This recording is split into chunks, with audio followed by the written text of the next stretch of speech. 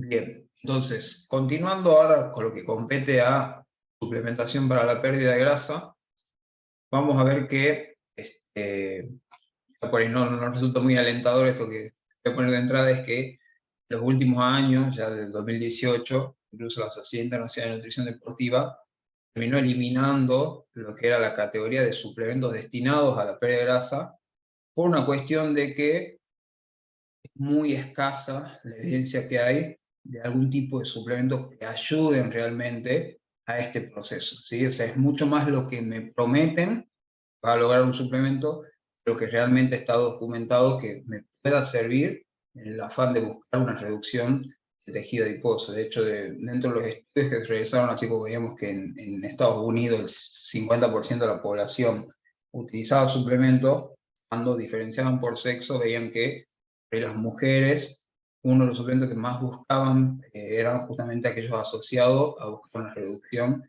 de la grasa corporal. Entonces, en ese sentido, se ve muchas veces que las mujeres son las que más demandan, sobre todo, las que más buscan los suplementos destinados a lo que es la reducción de tejido adiposo. Autores como Jiménez, Pablo, en el 2021, va a clasificar a los suplementos a partir de que ya no existe un consenso que haya un grupo de este tipo de suplementos. Él plantea una clasificación que obviamente está sujeta, no quiere decir que todo esto que yo menciono acá son suplementos que funcionan, sino que vamos a ver cuáles son los que tienen evidencia, sino que plantea que podrían dividirse en estos grupos y que a partir de ello investigarse en profundidad a ver si alguno de ellos ayudaría, en realidad muchas veces hablando de pérdida de grasa, pero ya sea por un mecanismo directo o indirecto. Es decir, si yo logro mejorar la saciedad de una persona, quizás coma menos y por ende pierda grasa, pero no es que un suplemento como tal me está dando un efecto a nivel de la beta-oxidación. Entonces, él plantea estos grupos y dentro de ellos encontramos como base a los agonistas de receptores beta 2 y beta 3 adrenérgicos. Nosotros lo hemos abordado, lo hablamos hoy rápidamente, lo abordamos en el módulo de grasa, que las células adiposas tienen en su membrana receptores de tipo beta 2 y beta 3 adrenérgicos, los cuales cuando yo empiezo a realizar, por ejemplo, un ejercicio, la liberación de catecolaminas van a impactar sobre esos receptores de membrana. Yo anteriormente le mencionaba, esos receptores de membrana lo que harán es desdoblar el ATP en AMP cíclico, estimular la lipasa monosensible y romper el triglicérido que se encuentra almacenado en el adipocito.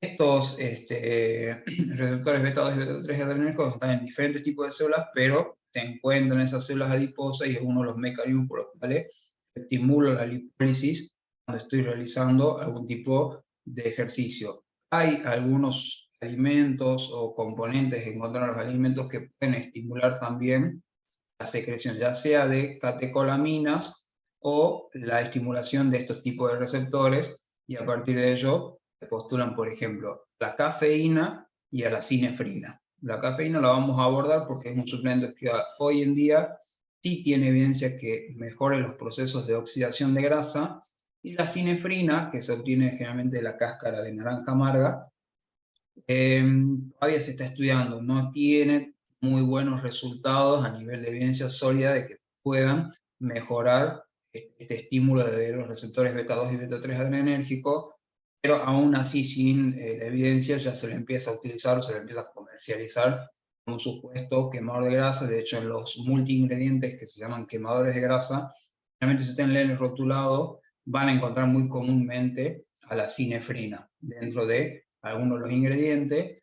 Y también, ojo, que ha habido algunos casos de intoxicaciones, por lo tanto también la están evaluando a ver si realmente es segura la utilización de los mismos.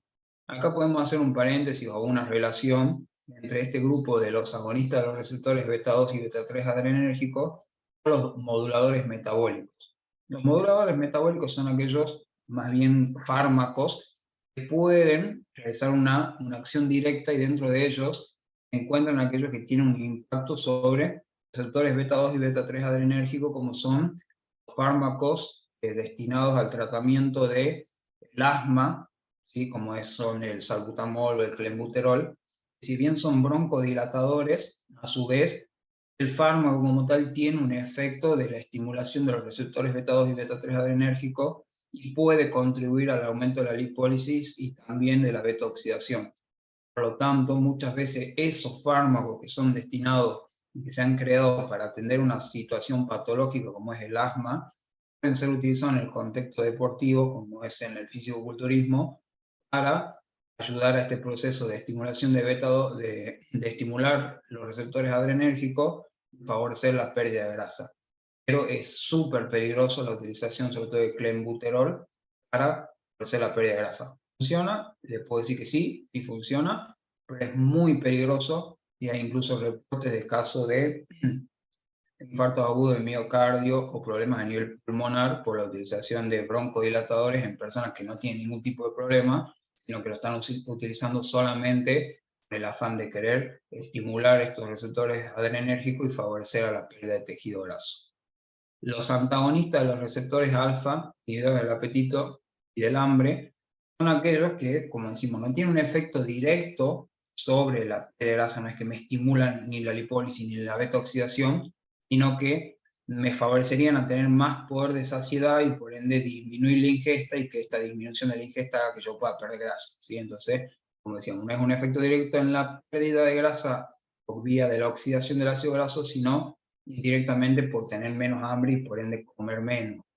¿Cuáles son los que se están estudiando? Básicamente fibras. Fibras como son la goma guar o los beta-glucanos. La goma guar se usa mucho incluso en todo lo que es pastelería y panadería para dar consistencia a los preparados, pero al ser fibras lo que hacen es absorben gran cantidad de agua. Entonces cuando uno los consume, hacen suplementos, lo que va a hacer es acumular mucha cantidad de agua, retardar el vaciado gástrico e intestinal y por ende a través de esa mayor cantidad de alimentos y ese retardo del vaciamiento gástrico, la estimulación que se produce a través de la distensión de las paredes del estómago, producen, por ejemplo, secreción de leptina, que envían señal a nivel del sistema nervioso central y favorece a la sensación de saciedad y plenitud. Y como se evacúan muy lentamente, como que mantiene la saciedad por un largo tiempo. De todas formas, como decimos, son fibras que se están estudiando y que también hay que tener cuidado porque el exceso de fibra puede favorecer o un cuadro de diarrea, como también así de constipación por el exceso de cantidad de consumo de la misma, un aumento del contenido a nivel gastrointestinal y un vaciamiento gástrico de la misma, lo que puede constipar también. Entonces, son como algunas cosas que se están estudiando, pero que serían indirectamente favoreciendo la disminución de la ingesta y no la pérdida de grasa como tal, por un efecto directo en la lipólisis o beta-oxidación. Inhibidores de la absorción de nutrientes son compuestos capaces de actuar sobre el normal funcionamiento de lipasas y amilasas, principalmente actúan sobre las amilasas y lipasas pancreáticas.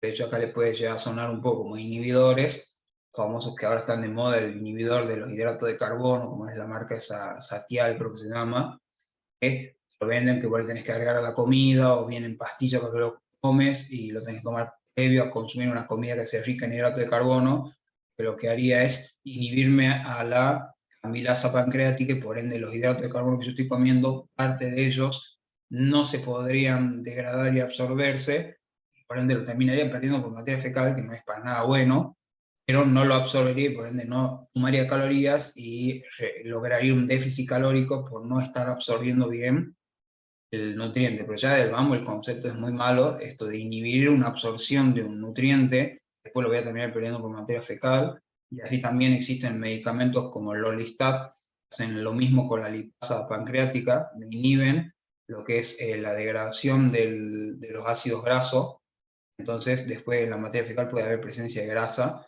porque no lo estoy absorbiendo posteriormente y lo pierdo. Entonces, como no lo absorbí, tengo menos calorías aportadas con la dieta, pero no es para nada bueno esto, ¿no? De inhibir la absorción de nutrientes y después tener que perderlo por vía digestiva a través de la materia fecal. Dentro de ellos, los inhibidores más bien de amilasa se encuentra el chitosan y los extractos de poroto blanco, que son los que se están estudiando el día de hoy. Quizá el chitosan yo me lo descartaría por la evidencia que hay en día. Un poco sí está empezando a verse el extracto de poroto blanco, que de hecho hasta hay algún lugar donde ya te recomiendan que puedes remojar el poroto de hacerlo hervir, remojarlo, dejarlo remojando un tiempo y después consumir ese líquido para que produzca ese efecto, pero bueno, eso todavía no es evidencia sólida. Por eso le digo, este postulado que hace Jiménez son de aquellos componentes que quizás se le puede atribuir algún tipo de función, pero lo que realmente hoy en día es sólido es la utilización de aquellos suplementos que, estudiados a profundidad, nos han dado algún tipo de evidencia científica de que funcionan, y que básicamente lo que vamos a ver son lo que nos dice cuando revisamos los estudios en cuanto a los quemadores de grasa: la cafeína, la carnitina, el té verde, el PA, que es el ácido linoleico conjugado, la fosfocolina, cromo, alga, fucosantina, le podemos agregar, no sé, garcinia, cambogia y demás. En cuanto a todos esos suplementos, dice, esta revisión se resume brevemente la evidencia de algunos de estos suplementos, basado en la literatura disponible. La cafeína y el té verde tienen datos que respaldan sus propiedades para mejorar el metabolismo de la grasa. Para muchos otros suplementos, algunos parecen prometedores, faltan pruebas. Es decir, que al día de hoy, si bien este estudio es un poquito más viejo, pero hoy sigue siendo lo mismo, la cafeína y el té verde son aquellos dos que sí tienen evidencias que me puedan ayudar en la pérdida de grasa, y para todo el resto hay que seguirlos estudiando. Hasta ahora la evidencia marca que no funcionarían. O lo sigo estudiando para ver si funciona, o directamente digo, no, bueno, ya hay una cantidad suficiente de estudios que me están diciendo que no funciona, ¿para qué voy a seguir insistiendo en querer utilizarlo en el aumento de la oxidación de grasa? Estos dos suplementos, si nosotros nos fijamos en la clasificación que veíamos al principio del Instituto Australiano del Deporte, veíamos que la cafeína estaba dentro del grupo A, porque yo decía, es una excelente ayuda ergogénica, y dentro de algunos de los efectos que tienen, también tendría el efecto positivo de favorecer la oxidación de ácidos grasos. Y el otro es las epicatequinas del té verde, en este caso el epigalocatequingalato, se encuentra en el grupo B. Es como ya un grupo que está ahí medio que sirve, no sirve, pero por eso en este caso yo le voy a mostrar estudios que marcan que sí ayudaría en el proceso de oxidación de las grasas. Entonces, si abordamos el primero, que es la cafeína, decimos que la cafeína es el miembro más conocido, la metilxantina, y que se encuentra en diferentes tipos de alimentos, no solamente en el café, de hecho lo podemos encontrar en el chocolate, en otras infusiones, vienen productos alimentarios que son ricos en café, pueden ser las gaseosas, los energizantes, y desde mínimas dosis hasta dosis muy altas, y lo que generalmente se está usando más como dosis ergogénica suele oscilar de los 200 a los 600 miligramos de cafeína. Lo voy a encontrar por lo general en las pastillas de cafeína o los energizantes que a veces están cerca de esas dosis. Puede haber algún energizante que tenga 200 miligramos, pero es como que a partir de 200 para arriba empezamos a decir que es una dosis ergogénica en el contexto del deporte, que se dosifica a razón de 3 a 6 miligramos por kilogramos de peso corporal.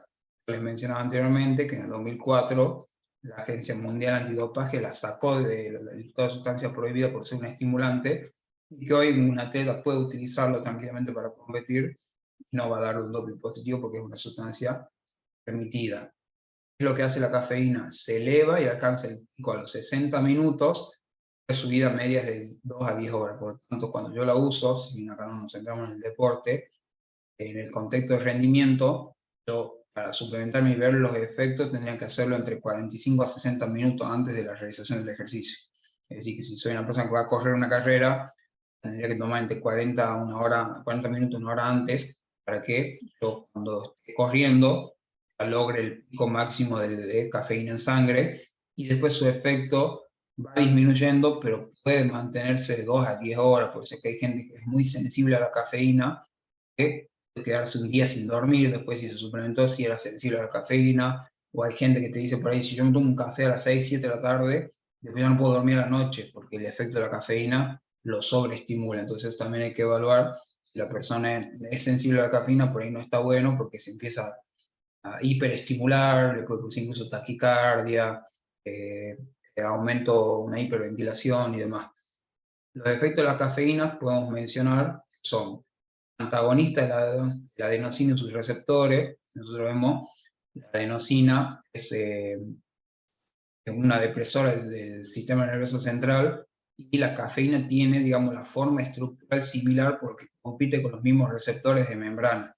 Entonces, cuando yo doy cafeína, impide que la adenosina se una a esos receptores y deprima el sistema nervioso central. Por eso es que usa una estimulación a nivel del sistema nervioso central. Mejora la función neuromuscular y la contracción esquelética, eleva el AMP cíclico, que decíamos cuando llegan los estímulos de las catecolaminas, rompen el ATP hacia AMP cíclico, el AMP cíclico estimula la lipólisis, tiene una acción sobre la glucógeno fosforilasa, por eso es que se ha visto también que la cafeína es muy buena para favorecer la resíntesis de glucógeno posterior al ejercicio, es decir, combinar hidrato de carbono con cafeína, me mejoraría los depósitos de glucógeno muscular. Estimula el sistema nervioso central, logrando una percepción reducida del esfuerzo, aumentando la resistencia, secreción de beta-endorfinas, disminuye la percepción del dolor, mejora el estado de alerta y de reacción. Por eso es que es excelente para el contexto deportivo porque mejora el rendimiento. Estudios que marcan 2, 3, 4, 5% de mejora en el rendimiento con la suplementación con cafeína, y aumenta la oxidación de ácidos grasos y ahorro de glucógeno. En el caso nuestro, nos compete más que nada ver este tipo de mecanismo, porque lo que estamos buscando es ver cómo puedo favorecer o ayudar un poquito en todo ese proceso de pérdida de grasa que veíamos en el módulo correspondiente. La base es el déficit calórico, después vendrá un buen aporte proteico, después si el déficit lo hago a partir de los hidratos de carbono o de las grasas, cómo hago el tiempo de ingesta, si adopto algún tipo de protocolo o no, de tratar de evitar estados de hiperglucemia o hiperinsulinemia junto con el ejercicio, porque eso me inhibía la utilización de las grasas. Vimos muchas cosas a tener en cuenta y es como que los suplementos sería como el último peldaño. Si hay algo que me sirva, bueno, bienvenido, lo puedo utilizar. Alejandro García en el 2017 hizo una revisión de muchos estudios y cuando vemos aquellos que están vinculados al metabolismo de las grasas, vemos que hay algunos estudios que marcan a favor que la cafeína puede estar teniendo un efecto positivo para la utilización de las grasas y es lo que vamos a ver un poquitito ahora. Lo que recomiendo que lean, porque no vamos a abocarnos en rendimiento, es esto, así como está el de la creatina monohidrato, hay una posición de la Sociedad Internacional de Nutrición Deportiva sobre la cafeína en el ámbito del ejercicio. Es bastante nuevo, del 2021, yo se los dejo también dentro de la bibliografía, una bibliografía de acceso abierto en línea, lo pueden leer también, es buenísimo, y como no vamos a abordar acá todo lo que tiene que ver con rendimiento, pueden entrar y verlo ahí y ver que puede servir para cualquier deporte, le diría, para todo deporte la suplementación con cafeína sienta muy bien. Ahora, cuando hablamos principalmente de lo que es los efectos en la pérdida de grasa, decimos que estimula el sistema nervioso central y la secreción de adrenalina. ¿Esto qué tiene que ver? Que, bueno, como decíamos, la adrenalina es una catecolamina, y si yo logro incrementar adrenalina, ¿sí?, que se denomina epinefrina, va a impactar positivamente en los receptores beta-3 adrenérgicos.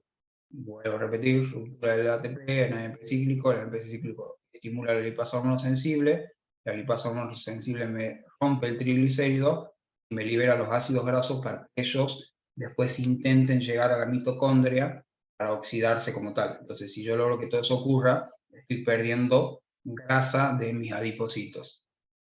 La cafeína inhibe la fosfodiesterasa, favoreciendo el aumento del mantenimiento de la lipólisis.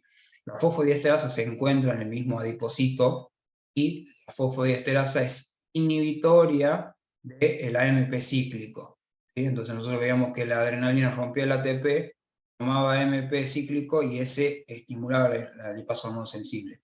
Si se aumenta la fosfodiesterasa, me inhibe al AMP cíclico y por ende el AMP cíclico no puede estimular la lipasa hormonosensible. Entonces, la cafeína lo que hace es inhibirme a la fosfodiesterasa, por lo tanto todo el proceso ese puede acontecer con normalidad sin que se inhiba la ruptura de los triglicéridos. En un estudio del 1980 encontraron que la administración de una dosis alta de cafeína en reposo aumentó significativamente la tasa metabólica de reposo. Esto también lo hemos visto en otro módulo. El gasto energético del día está representado por una de las variables que es la tasa metabólica en reposo, y que, por ejemplo, el músculo es uno de los tejidos que demanda mucha energía, son toda la energía que yo necesito para mantener las funciones vitales del organismo. Acá encontraron que suplementar con cafeína aumentaba ese gasto de la tasa metabólica en reposo. De hecho, también veíamos que la tasa metabólica en reposo tiende a bajar, ahorro menos cuando estoy en los procesos de pérdida de grasa. Entonces, si la puedo levantar, la puedo elevar, mejor. Obviamente que en estos estudios, una dosis de 8 miligramos por kilogramo corporal es muchísimo, porque nosotros para el ámbito deportivo estamos usando de 3 a 6 miligramos por kilogramo de peso corporal, y ya 8 es casi lo máximo. Se habla que 9 miligramos por kilogramo día es lo máximo que podemos utilizar como dosis de suplementación. Entonces ya una dosis así es muy alta, y probablemente esta dosis lo que está haciendo es aumentarle la frecuencia cardíaca a la persona y demás, y aumentar el gasto calórico a expensas de aumentar el gasto cardíaco, por ejemplo. Y ahí no tendría mucho sentido, pero después se vio que con dosis mucho más chiquititas, de 100 miligramos, 100 miligramos, por ejemplo, acá 8 miligramos por kilogramo, hablamos de, por ejemplo, una persona, si esa persona pesaría 100 kilos, obviamente no es el mejor ejemplo, si pesaría 100 kilos, yo estaría hablando de 800 miligramos. Acá yo estoy diciendo que con solo una dosis de 100 gramos, o sea que es mucho más chiquitito que esto, ya tenía el potencial de inducir un efecto termogénico en reposo, es decir, que esa tasa metabólica en reposo se aumenta o se mejora con una dosis ya de 100 miligramos. De hecho, 100 miligramos yo lo puedo obtener en un café expreso, por ejemplo, ¿sí? No un café instantáneo, porque son muy pobres en cafeína, pero sí un café expreso, un café grano, puedo obtener ya 100 miligramos de cafeína, y esto ya, por ejemplo, da un efecto de aumentar la termogénesis en reposo, mejorando la tasa metabólica basal. Si empezamos a buscar estudios, vemos, por ejemplo, cómo la cafeína tomada alrededor de una hora antes del ejercicio aumentaba la oxidación de grasa de todo el cuerpo durante una hora de ciclismo en FatMat. Significa FatMat, la zona de máxima utilización de grasa, que también lo hemos visto en módulos anteriores, cuando hablamos de el aporte cruzado de energías, decíamos, por ejemplo, las grasas y los hidratos de carbono. ¿Sí? Lo podemos decir rápidamente, y acá veíamos la intensidad. La intensidad, por ejemplo, la podemos medir con el VO2 máximo, o con poner frecuencia cardíaca, etc. Hay muchas formas de medir la intensidad, que es intensidad relativa. Yo veía que a medida que a medida que yo aumentaba la intensidad, aumentaba el uso de hidratos de carbono. Al contrario de las grasas, mientras la intensidad es menor, más grasa uso, y a medida que aumenta la intensidad, disminuye la utilización de las grasas. Entonces la zona de FatMat, se habla de esa zona donde casi predomina con excelencia el uso de las grasas, y es muy poquitito el uso de los hidratos de carbono. Entonces yo tengo una zona de mucha intensidad, si estoy usando totalmente hidrato de carbono, casi nada de grasa, ¿sí? Entonces esta es la zona de FatMat, la zona donde por excelencia utilizo mayor cantidad de grasa, que es una zona con intensidad relativa baja, ¿sí? Donde en zonas oxidativas las fibras lentas van a meter los ácidos grasos al interior de la mitocondria y oxidarlo por medio del ciclo de Krebs. Obviamente esto es un estudio del 2020. Ahora, cuando yo busco algo con más peso, como decíamos, los metaanálisis, las revisiones, vemos una un poquito más viejita, del 2011, donde los efectos, hay muchos estudios que terminan dando efectos estadísticamente significativos en la oxidación de grasa con la utilización de cafeína frente a un grupo placebo. De hecho, estudios metaanálisis más recientes me terminan dando muy modesto, pero un pequeño efecto es estadísticamente significativo a favor de la utilización de cafeína frente al grupo placebo, ¿sí? Entonces, es consistente en los estudios a lo largo del tiempo que la utilización de cafeína previa a la realización del ejercicio, y preferentemente si el ejercicio es realizado más en zona de FatMat, voy a tener una utilización de las grasas como sustrato energético. Ahora, las catequinas del té verde, principalmente el epigalocatequín-galato. Cuando hablamos del té verde, decimos que son las hojas de la planta Camellia sinensis, rica en polifenoles, catequinas y cafeína. ¿Sí? O sea, el té verde como tal tiene también cafeína, pues vamos a ver que hay como una sinergia entre la acción de la cafeína y algunas catequinas. Son 4 los principales tipos de catequina del té verde, que es epigalocatequina 3-galato, la epicatequina 3-galato, epigalocatequina y epicatequina. Son todas muy parecidas, pero esta, la epigalocatequina 3-galato, es la que tiene el efecto quizás farmacológico, o ese efecto a nivel de la oxidación de las grasas, porque se ha ido estudiando, se ha ido separando los diferentes tipos de catequina, y esta quizás es la que tiene más responsabilidad a la hora de ese efecto en la reducción del tejido adiposo. Una taza de té verde de 250 mililitros puede contener entre 100 a 300 miligramos de catequinas totales, es decir, de todas estas, pero es difícil saber cuánto de esto provienen de la epigalocatequina 3-galato, que es la que principalmente tiene el efecto. Actualmente, la ingestión crónica de extracto de té verde ha demostrado en algunos estudios, pero no en todos, promover la pérdida de peso a expensas de favorecer la oxidación de grasa. Entonces, como este es un suplemento que si nosotros lo buscábamos en la clasificación del Instituto Australiano del Deporte, estaba en el grupo B, es decir, que hay estudios que te dicen que sí y otros que te dicen que no. Entonces todavía como que le falta un poco más de evidencia para poder pasarlo al grupo A y decir sí, realmente es un suplemento que funciona muy bien. Los estudios que sí están buenos, que tengo una revisión que he hecho yo de ir buscando, es de ver estudio Duro y colaboradores, daba una dosis total de 270 miligramos, decíamos que entre 100 a 300 quizás sea la dosis que hay que ir buscando, donde dentro de esos 270, 150 provenían de la epigalocatequingalato, y encontraron una oxidación de grasa 20% más alta que el grupo placebo, es decir, el grupo que no consumía estas dosis de catequinas.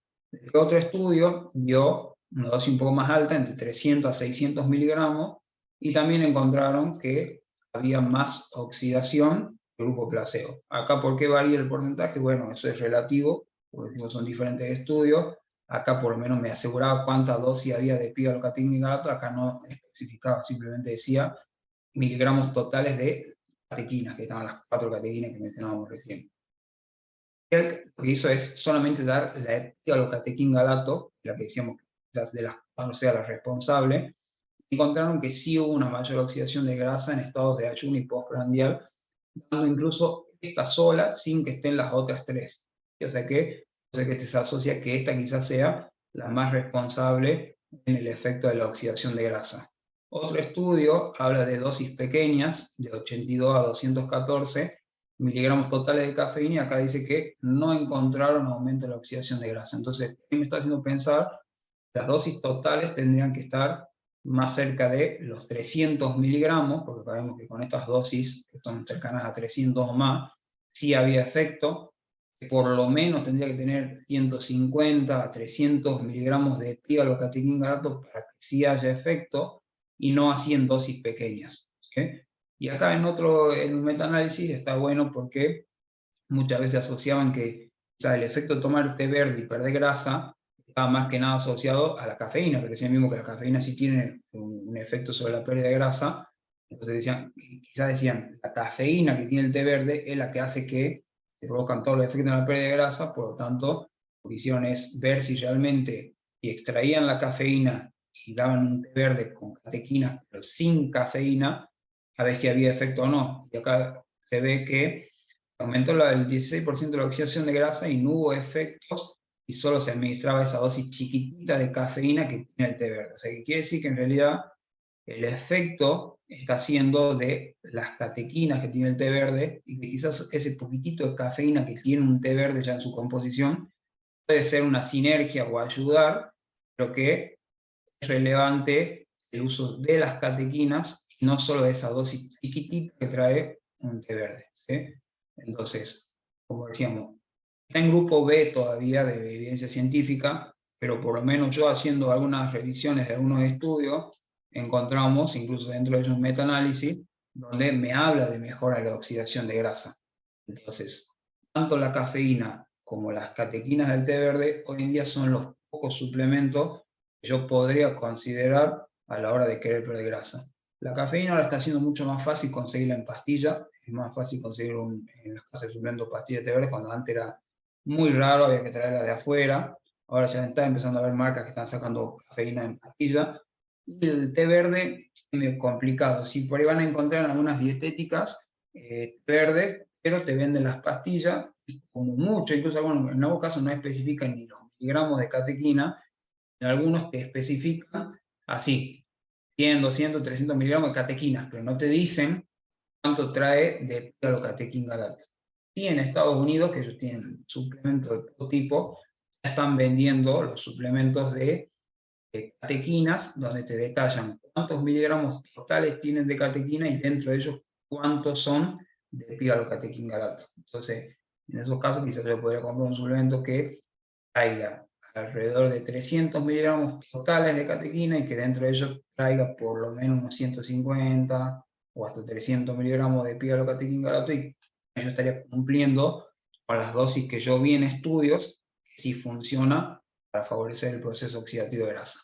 Obviamente que esto va de la mano con todo lo que vimos en el módulo de pérdida de grasa, de entrenar, de hacer un déficit calórico, un buen aporte de proteína, distribución de nutrientes y demás. Y no es que yo tomo el té verde o la cafeína sola y ya con eso voy a ir perdiendo grasa sin tocar la variable alimentación o sin tocar la variable entrenamiento. Ahora, así como vimos en lo que era suplementación para la hipertrofia muscular, había suplementos que me lo vendían supuestamente como que me ayudaban a perder grasa, a ganar músculo. Después la evidencia me decía que no. Lo mismo ocurre con suplementos del grupo C, me lo venden supuestamente como un perdedor de grasa o que me ayuda a quemar grasa, y vamos a ver que la evidencia me dice que no es tan así. ¿Sí? La L-carnitina es uno de los principales que se comercializa como supuesto quemadores de grasa, y la L-carnitina nosotros la obtenemos de la alimentación y principalmente se encuentra en la carne roja, de ahí su nombre de carnitina, y también, al igual que la creatina, tiene una producción endógena en hígados y riñones, por tanto la puedo aportar de manera exógena por la alimentación.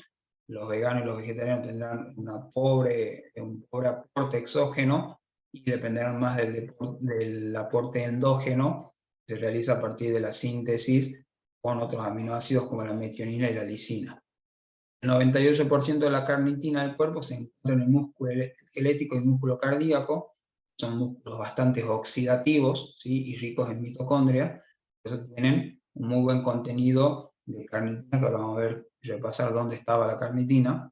Las pérdidas diarias por orinas y heces son menor a 60 miligramos por día y se reducen a menos de 20 miligramos por día en dietas veganas o vegetarianas, porque obviamente como ellos no lo consumen, no tienen un aporte exógeno de carnitina, tienen que producirlo de manera endógena únicamente, entonces disminuyen las pérdidas a través de orina y heces. Lo que se ha visto que cuando yo empiezo a suplementarme de manera exógena, las cantidades por heces aumentan de manera significativa. O sea, que ya me está diciendo que si yo me suplemento con carnitina, lo que estoy haciendo es aumentar la cantidad de excreción de carnitina a través de las heces. De hecho, es muy poco biodisponible a nivel intestinal y se termina perdiendo por materia fecal cuando hago una suplementación exógena con L-carnitina. Si nos acordamos un poquito del metabolismo de la grasa, que lo hemos visto en un momento, decíamos, todo esto que ocurría afuera de la mitocondria, esto que vimos recién de la lipólisis, de romper el triglicérido del adipocito y demás, me liberaba los ácidos grasos, que iban a viajar unidos con la albúmina, y que podían llegar a una célula, como por ejemplo el tejido muscular que está haciendo ejercicio. Una vez que entraba dentro de la célula de la fibra muscular, formaba un complejo que se llamaba acil-CoA, que este acil-CoA lo que quería hacer era atravesar todo esto, que está acá, una mitocondria. ¿Sí? Entonces, ese ácido graso lo que quería hacer es entrar adentro de la mitocondria, porque acá dentro de las crestas mitocondriales es donde se va a oxidar. Para atravesar esta mitocondria hay dos membranas, una membrana interna y una membrana externa, perdón, y una membrana interna. ¿Qué era lo que tenía que hacer ese ácido graso para atravesar esa doble membrana? Necesitaba de un transportador que es la carnitina.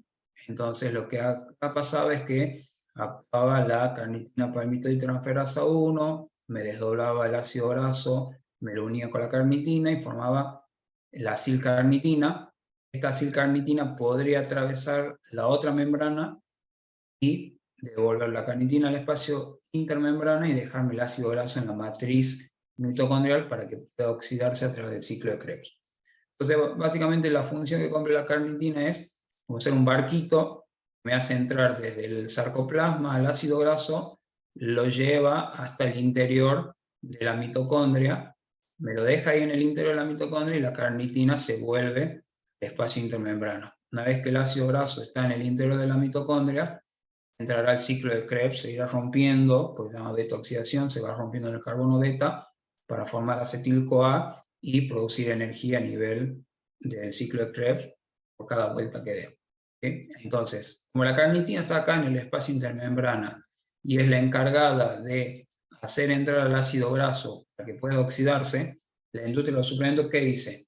Bueno, si yo te doy carnitina y vos consumís más carnitina exógena, vas a aumentar el nivel de carnitina a nivel muscular, a nivel en el espacio intermembrana de las mitocondrias, y por ende vas a poder meter más ácido graso a nivel de las crestas mitocondriales y oxidar más grasa. ¿Sí? O sea, ese es el teórico, el supuesto por el cual se vende la carnitina, y que, de hecho, cuando empezaron a estudiar la L-carnitina en ratones, vieron que tenían efectos muy buenos en la disminución del peso corporal, de la grasa subcutánea y de la grasa visceral cuando se utilizaba la L-carnitina en ratones.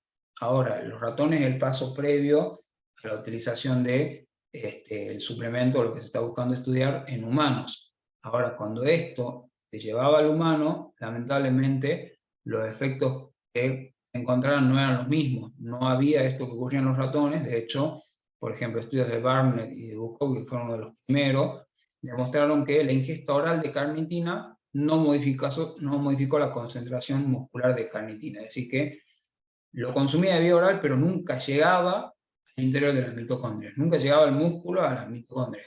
Entonces, ¿qué estábamos viendo? Y hace rato veíamos que lo que yo consumo por vía oral, más que nada lo que estoy haciendo es después perderlo por heces. No lo estoy logrando hacer que llegue a nivel muscular a la mitocondria. Respecto al incremento de oxidación de grasa, la suplementación, la evidencia hoy en día no la respalda. Y si volvemos a ver algún tipo de análisis como el que hizo Alejandro García, cuando vemos la oxidación de grasa, vemos que hay pocos estudios que dicen que no oxida o que no aumenta la oxidación de grasa, y solamente hay un estudio que me dice que podría favorecer la oxidación de grasa. Entonces, como son mucho más los estudios que dicen no funciona frente a uno solo que dice podría funcionar, es que hoy en día no tiene la evidencia científica sólida como para asegurar o decirme si lo puedo utilizar para favorecer los procesos de beta-oxidación, como quizás sí lo podíamos ver la cafeína, y como quizás en el té verde no era así tan seguro como la cafeína, pero por lo menos había varios estudios que me decían sí, sí funciona, y algún otro que me decía no, no se encontró efecto. Entonces, realmente, por ejemplo, Ismael Galancho Reina hace este algoritmo que es un meme, que dice, es un ratón obeso que quiere perder grasa, si soy un ratón obeso que quiere perder grasa, puedo usar la carnitina para perder grasa. Si no soy un ratón obeso, me pregunto, ¿tienes un ratón gordo de mascota que quiere perder grasa? Si tengo un ratón obeso, le puedo comprar la carnitina, y si yo no soy un ratón obeso o no tengo un ratón obeso, directamente guarda tu dinero, no gastes comprando carnitina, porque al día de hoy todavía no hay evidencia sólida de que funcione para favorecer los procesos de pérdida de grasa. Y este suplemento se recontrautiliza en el ámbito sobre todo del físico-culturismo, cuando entran en las etapas de definiciones. Y le dicen, no, tengo la cafeína, la carnitina líquida, la carnitina en pastillas, etcétera, etcétera. Y en realidad ya lo usan como un placebo nada más, porque no tiene evidencia de que funcione. Otro suplemento del grupo C se comercializa supuestamente para favorecer la pérdida de grasa, el CLA, o ácido linoleico conjugado, que incluso hizo mucho el boom en su momento, porque había algunos modelos que en la televisión decían que usaban esto. Obviamente hay todo un conflicto de interés, hay plata de por medio, para que esas personas salgan y digan que utilizaban de tal marca. ¿Sí? Y el ácido linoleico conjugado es el término utilizado para hablar de una mezcla de ácidos grasos de tipo poliinsaturado, que tiene una estructura de 18 carbonos y 2 dobles enlaces, por eso se llama poliinsaturado, que tiene presencia de más de un doble enlace en toda su larga cadena carbonada. Se encuentra principalmente en la carne de res, queso, leche y algunos aceites vegetales, por lo tanto puedo aportarlo, al igual que la carnitina, de manera exógena, o también así puede haber en algunos casos síntesis endógena. Se postula que el CLA disminuirá la actividad de la enzima colesterol aciltransferasa, lo que provocaría una mayor excreción fecal del mismo. Esto se plantea porque también lo han postulado como un mejorador de los niveles séricos de colesterol al producir una inhibición parcial de la colesterol aciltransferasa haciendo que a través de materia fecal se arrastre gran cantidad de colesterol y por ende no me impacte negativamente en el colesterol a nivel sanguíneo. Incluso también se ha descartado, y vamos a ver que uno de los efectos adversos que se ha encontrado por contrapartida es que, al contrario, podía incluso empeorarme por venderme un suplemento que está oxidado, aumentarme los niveles séricos de LDL colesterol. Otro postulado que se dice es inhibirían la lipoproteína lipasa, favoreciendo la disminución de la lipogénesis y aumento de la liposis. La lipoproteína lipasa se estimula cuando, por ejemplo, me excedo en calorías y tengo exceso de energía que lo tengo que acumular, entonces se estimula la lipoproteína lipasa para el almacenamiento de los triglicéridos. Entonces acá lo que postulan ellos es que inhibiría la lipoproteína lipasa, por lo tanto no habría lipogénesis y por lo contrario se aumentaría la lipólisis es romper triglicéridos para después tratar de ser utilizado como energía. Ayudaría en el aumento del transporte de grasa hacia la mitocondria para ser oxidado. Y en realidad esto no tiene mucho que ver porque sabemos que el ácido graso se transporta a través de la sangre junto con la albúmina y que después para atravesar la doble membrana mitocondrial la que toma intervención ahí es la carnitina y no así el ácido linoleico conjugado. ¿Qué tenemos con respecto al CLA? Que las dosis que se han estudiado van entre 3.200 a 6.400 miligramos por día, es decir, 3,2 a 6,4 gramos por día. Y por ejemplo, cuando uno hace una búsqueda de algunos estudios, puede encontrar algún estudio que te dice que el CLA mejoró la masa grasa en personas con sobrepeso y obesidad.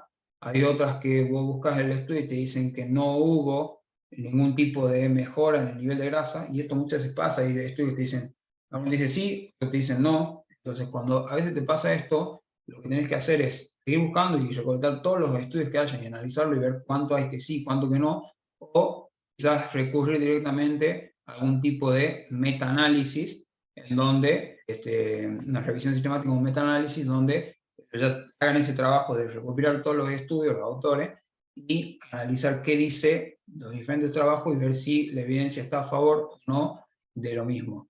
¿Qué es lo que dicen los consensos?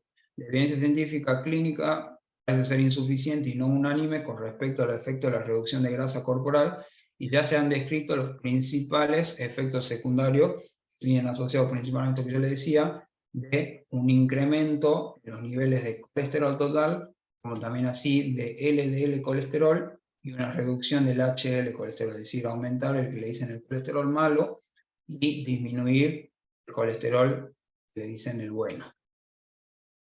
¿Qué debiese hacer yo para ir cerrando con todo esto a la hora de la toma de decisión de si compro o no compro un suplemento?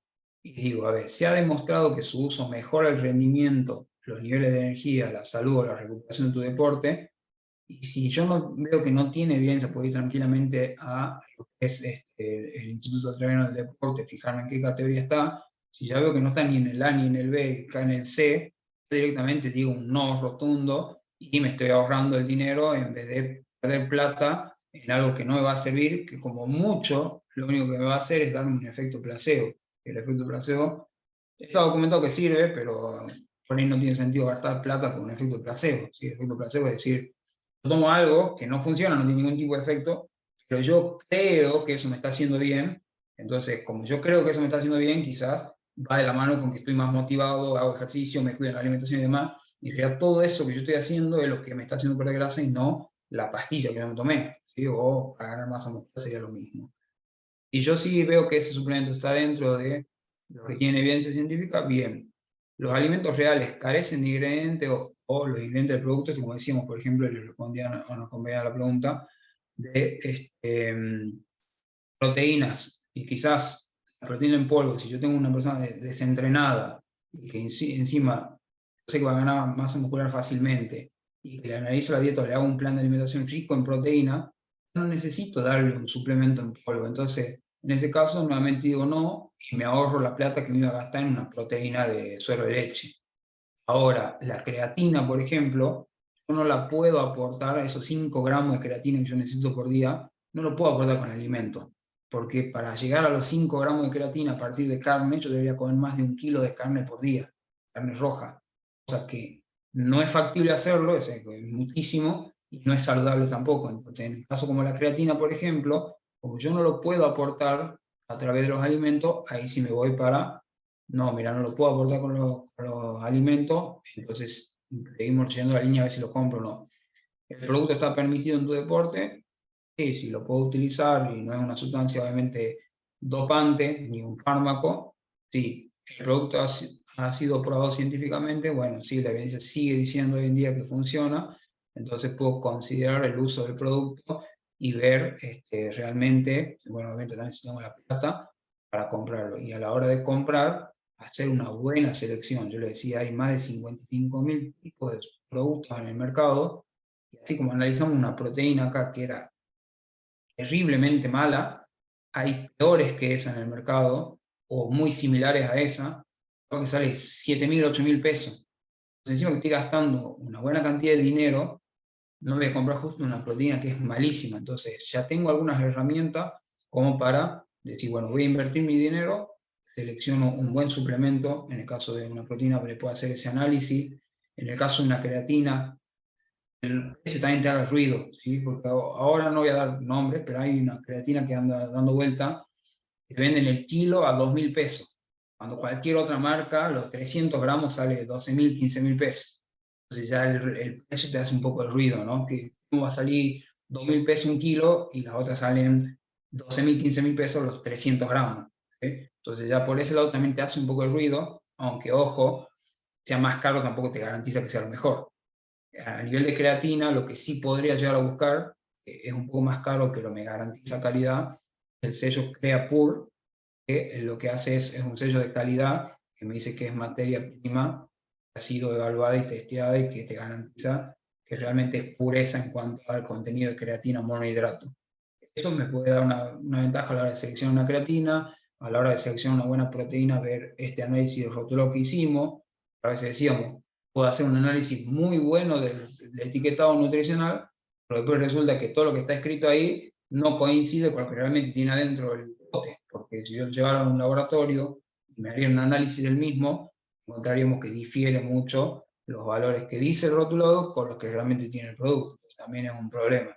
¿Sí? Entonces, porque mientras menos suplemento use o use aquellos que son específicos, que pueden ayudar, bien, perfecto, pero no busquemos la magia o la solución en los suplementos porque hay todos estos vacíos, esta falta de regulación y demás cosas. Quizás estoy comprando algo que ni siquiera es lo que dice o lo que suele o lo que debería tener. ¿Sí? Y para otros suplementos como la cafeína, ver la dosis, porque si necesito una dosis de 100, 200 miligramos, me pueden meter un suplemento que traiga 50 miligramos y no llego a la dosis. Si yo no llego a la dosis documentada, vas a hacer un suplemento del grupo C, por lo tanto no tendría sentido utilizarlo. Entonces, tener un análisis crítico de todo eso a la hora de hacer la selección de un suplemento si lo voy a comprar, y bueno, hacer todas estas consideraciones, y espero que a través de lo que hayamos visto en la clase de hoy, me den una idea, ¿sí? Cuando hablamos de suplementación en el rendimiento, hay cosas que son mucho más alentadoras. Esos 6 suplementos que nosotros los vimos como grupo ergogénico, la cafeína, creatina, beta-alanina, bicarbonato, nitratos y glicerol, son súper espectaculares analizarlo, cómo lo puse, en qué contexto y demás, cómo uso las bebidas isotónicas, cómo uso los geles, cuántos hidratos de carbono doy por hora y demás. Eso es súper interesante y es como que estaría encubierto, si se quiere, un módulo de suplementación deportiva, y lo que vimos hoy solamente era centrarme en a ver de todo eso que hay, me puede servir o para ganar músculo o para perder grasa, y vemos que no hay mucho. A la hora de ganar más músculo quizás sí resulta interesante una creatina o una proteína, pero a nivel de pérdida de grasa también es como decir, bueno, a ver, la cafeína y el té verde me pueden llegar a servir un poquito, pero no hay más que eso, ¿sí? Entonces hacer más énfasis en todo lo que vimos anteriormente, que era la parte nutricional, la parte que van a dar los otros profes, que es la parte de entrenamiento. Cómo logro con esos estímulos favorecer a la utilización del tejido adiposo, que es lo que estoy buscando, por en este caso una cuestión estética, porque quiero sacarme unos kilos de grasa, o que podría ser tranquilamente por una cuestión de salud, para sacar ese excedente graso y mejorar todo el entorno hormonal por un lado, mejorar la calidad de vida de la persona y evitar posibles riesgos de enfermedades de tipo cardiometabólica a futuro. De esta manera, culminamos con el módulo de hoy. En este caso serían los 3 módulos que estaban bajo mi responsabilidad. Espero que les haya gustado, que les haya servido, que se lleven algo de cada uno de estos módulos. Y bueno, yo dejo la bibliografía, siempre dejo los estudios para que sigan profundizando, y como siempre decimos, esto se va actualizando constantemente, y quizás lo que vemos hoy que no tiene evidencia, el día de mañana puede empezar a tener un poco más, o hay cosas que van cambiando, entonces siempre hay que mantenerse estudiando y actualizándose. Para cualquier tipo de consulta o lo que quieran, me pueden escribir a mi correo, no tengo ningún problema, o me pueden buscar también por la red social de Instagram y poder consultar por ese medio también. Muchas gracias a todos, y bueno, agradezco también a Pedro por la invitación para ser parte de esta diplomatura.